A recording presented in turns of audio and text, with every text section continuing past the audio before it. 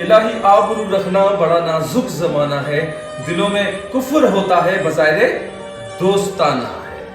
تو یہ باہر سے نہیں بلکہ اندر سے بھی کالے ہوتے ہیں، یہ لوگ اندر سے بھی کالے ہوتے ہیں،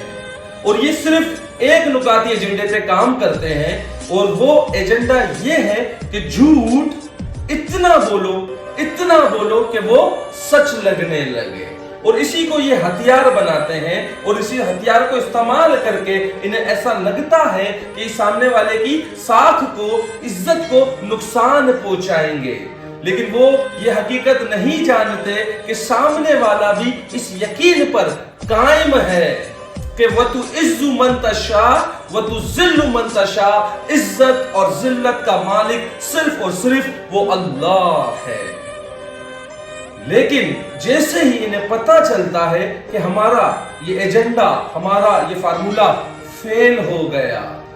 تو پھر یہ مزید آگ لگانے کی کوشش کرتے ہیں، مزید آگ کو بھڑکانے کی کوشش کرتے ہیں، لیکن یہ آگ لگانے والے نہیں جانتے کہ جب ہواؤں کے رخ بدلیں گے تو خاک وہ بھی ہوں گے، اور خاک وہ بھی نہیں بلکہ وہ ہی خاک ہوں گے انشاءاللہ۔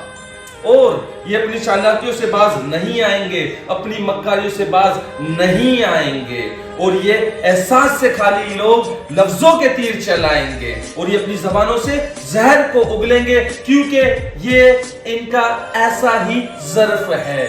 اور پھر بھی اگر آپ کو ایسا لگتا ہے، اگر آپ نرم دل رہنا چاہتے ہیں، آپ حسن سلوک کے ساتھ رہنا چاہتے ہیں، تو پھر یہ فیصلہ آپ کا فیصلہ ہوگا۔ لیکن میرے مطابق جس طرح ظالم کو معاف کرنا مظلوم کے ساتھ ناانصافی ہے، بالکل ویسے ہی